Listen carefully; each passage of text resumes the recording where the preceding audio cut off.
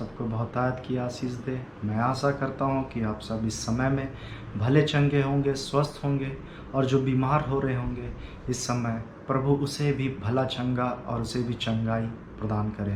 प्रभु आप सबको आशीष दे। और जो आज आशा, उम्मीद जिस परमेश्वर में हम लगा रहे हैं, वो परमेश्वर आपके लिए क्या कहता है, वो आपको इस पवित्र शास्त्र बाइबल के द्वारा क्या कहता है, उसे हम सुनेंगे ताकि आपको भी शांति मिले इस वचन के द्वारा, इस पवित्र शास्त्र बाइबल के द्वारा।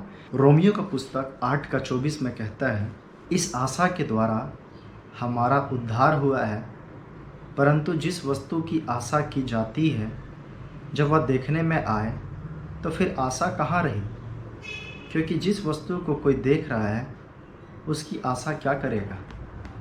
मतलब जिस वस्तु को लोग देखते हैं तो वो उसके लिए क्या आशा करेगा। तो सच बात है कि जिस वस्तु को हम नहीं देखते हैं उसी चीज़ को तो आशा करते हैं, सरप्राइज़। तो उसके लिए एक्साइटेड रहते हैं, उसका आशा करते हैं कि क्या होगा, उम्मीद करते हैं क्या चीज़ है। ठीक वैसे ही जब हम बिना देखी हुई चीज़ों पर आशा लगाए रहते हैं, मतलब हम उस पर विश्वास करते हैं। आप निराश मत होइए, आपके लिए एक आशा है, एक उम्मीद है, वह है यीशु मसीह, जो आपके हर एक परिस्थिति को बदल सकता है। आज हॉस्पिटल में बहुत ऐसे लोग हैं जिसके पास कोई आशा नहीं है, कोई उम्मीद नहीं है। चाहे आज गरीब स्थिति में है, ना उनके पास पैसे हैं, ना कोई बड़े सोर्स है, ना कोई बड़ा पहचान वाला है, कोई उम्मीद नहीं है। उनका जीवन क्या हो रहा होगा इस समय, हॉस्पिटल में उनके साथ क्या हो रहा होगा, ना पैसा है उनके पास।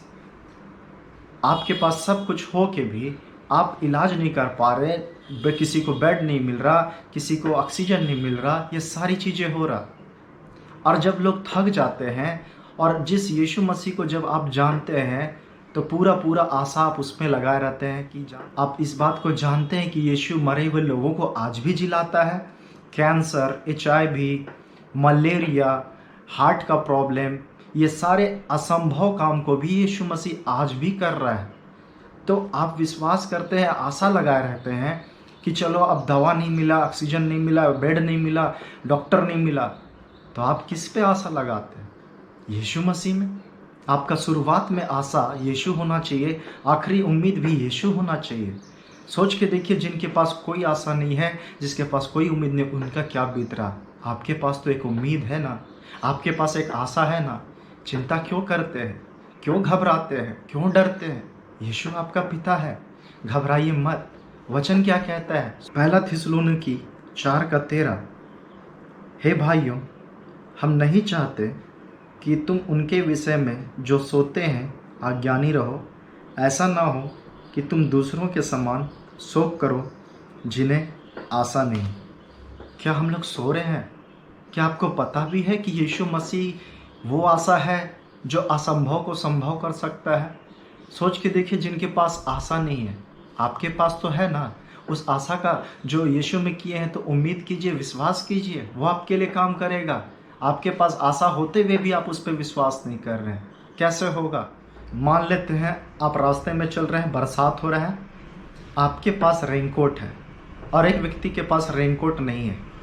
अब बरसात में रेनकोट को पकड़ के जा रहे हैं, लेकिन रेनकोट को पहन नहीं रहे और भीग रहे हैं। और एक व्यक्ति के पास रेनकोट नहीं है, वो भी भीग रहा है, आप भी भीग रहे हो, वो भी भीग रहा है। सबसे दुर्भाग्य ये होगा कि उस व्यक्ति के पास रेनकोट हो के भी वो रेनकोट को खोल नहीं पा रहा है, उसे पहन नहीं पा रहा है, दोनों भीग रहे हैं। और वो जिसके पास नहीं है वो आशा लगाए रहता है कि कहीं से कोई रेनकोट मिल जाए, लेकिन जिसके पास है वो ऐसे ही भीग रहा है। आप इस बातों से समझ रहे हैं मैं क्या बोलना चाह रहा हूँ? बोलने का मतलब यही है कि हमारे पास यीशु मसीह हो के भी हम उस पर विश्वास नहीं करते हैं, हम और चीज़ों पर विश्वास करने लग जाते हैं।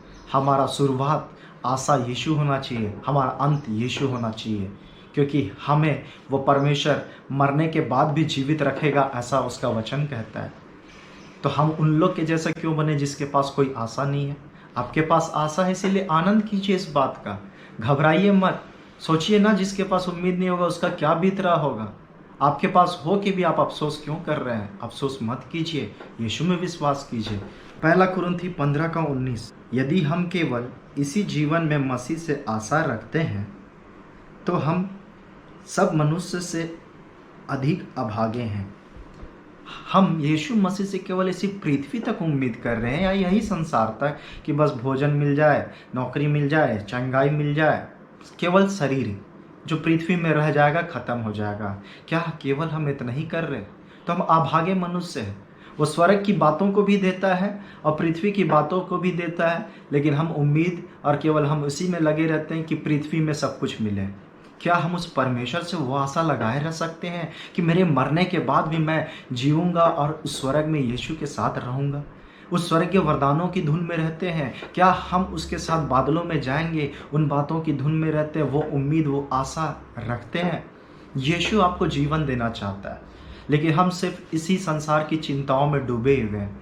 पता है, इस संसार की चिंताओं में डूबते डूबते कहीं वो दिन अचानक से फंदे के समान ना आ पड़े, ऐसा वचन कहता है। इसीलिए सावधान रहिए और परमेश्वर में आशा लगाए रहिए। निराशा नहीं मिलेगा उसमें आशा लगाएंगे तो। इसीलिए केवल यहाँ तक उम्मीद मत कीजिए, नहीं तो हम और मनुष्य से ज़्यादा भागे हैं ना। जैसे रेनकोट हो के भी नहीं खोले, हम उसके जैसा हो गए। हमारे पास यीशु मसीह हो के भी हम उस पर विश्वास नहीं कर रहे, उसके नाम से प्रार्थना नहीं कर रहे और उस पर भरोसा नहीं रख रहे। बाइबल होते हुए भी बाइबल नहीं पढ़ रहे, प्रार्थना संगति होते हुए भी हम संगति नहीं कर रहे। हम तो वैसे ही हो गए, जिसके पास कोई उम्मीद नहीं, वैसे ही हम भी बन गए। हमें यीशु के पास आना है विश्वास से, आशा के साथ। ज़रूर आपके लिए परमेश्वर वहाँ काम करेगा।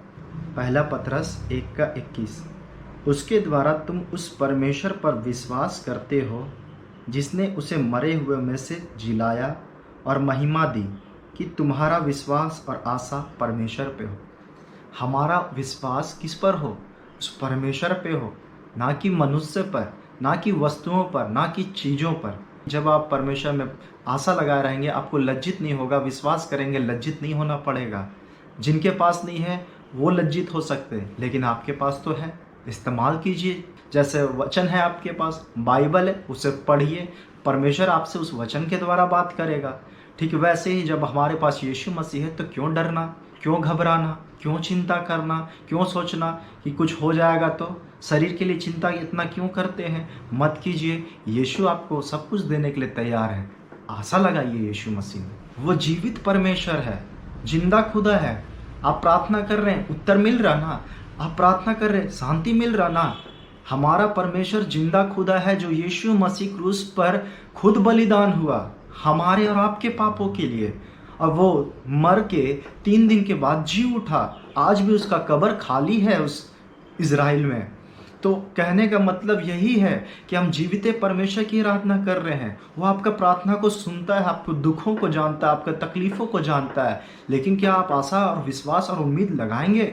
वो आपको लज्जित होने नहीं देगा, क्योंकि वो विश्वासियों के लिए वो उद्धार करता है। जो विश्वास करेंगे उसका उद्धार भी करेगा। इसलिए चिंता नहीं कीजिए। जो भी आपने सुना है, उम्मीद लगाया है, आपके लिए परमेश्वर काम करने जा रहा है। इसीलिए चिंता नहीं कीजिए। आपके पास तो है आशा, आपके पास तो है वो चीज़ें। बाइबल, पवित्र शास्त्र पढ़ें, परमेश्वर आपसे बात करेगा। मैं विश्वास करता हूँ कि आप सब वीडियो देखने वाले परमेश्वर में शांति पाएँ और प्रभु में हमेशा आनंदित रहिए। प्रभु आप सबको इस वीडियो के द्वारा आशीष दे। Praise the Lord.